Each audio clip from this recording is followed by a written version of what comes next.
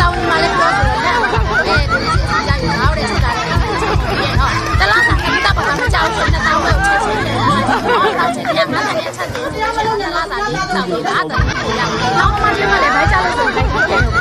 ဒီမွေးတော့ဘိုက်တွေပူလာတယ်ဝိတ်တွေတက်နေတဲ့မိမိတွေချက်ဆိုလို့ရှိရင်ရမ်းစိတ်နေတယ်ဒီမှာဆိုတလားစာလေးတောင်းတော့ဒီက30ရာဒီမှာ130ရာကျန်တော့လေဘိုက်ခေါ်ပဲပြုတ်သွားတယ်နော်ဒီမိုင်းဆိုလို့ရှိရင်တော့ဒီလိုနဲ့ရှိပါမှကြာသွားတယ်ရှင်နောက်မှတရားဆိုလို့ရှိရင်တော့နှစ်ဦးတောက်တာတဲ့150နဲ့150ဆက်တော့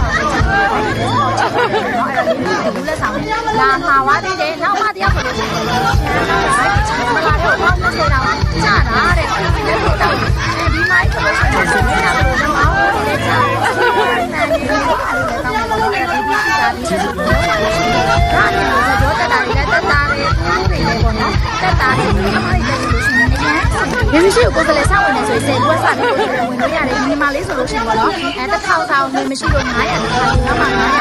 900တော့တော့တော့ဒီလေးပေါင်းနေတယ်နော်ဘူးတရတစ်ခါလေးယူလို့ရှိရင်ဒီပုံမဆက်ရအောင်နောက်မှတော့ဒီဘိုးတစ်ထောင်ပြရတယ်35ဘူးတော့ဆက်ရတယ်နော်အရင်ကတောက်တာဘယ်နဲ့လုပ်တာလဲဘယ်နဲ့တောက်လဲဘယ်လိုပြောရမလဲ